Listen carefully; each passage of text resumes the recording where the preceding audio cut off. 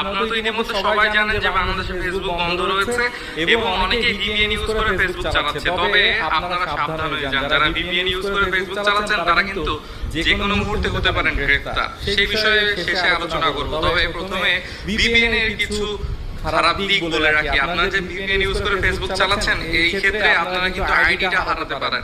আপনার এই যে ভিপিএন ইউজ করার কারণে আপনার লোকেশনটা কিন্তু চেঞ্জ হয়ে যাচ্ছে। কারণ বাংলাদেশ লোকেশনে এতদিন আপনি ভিডিও আপলোড করেছেন বা ছবি আপলোড করেছেন, যাই করেছেন, প্রোফাইলে কাজ করেছেন, সবকিছুই কিন্তু বাংলাদেশ লোকেশনে হয়েছিল।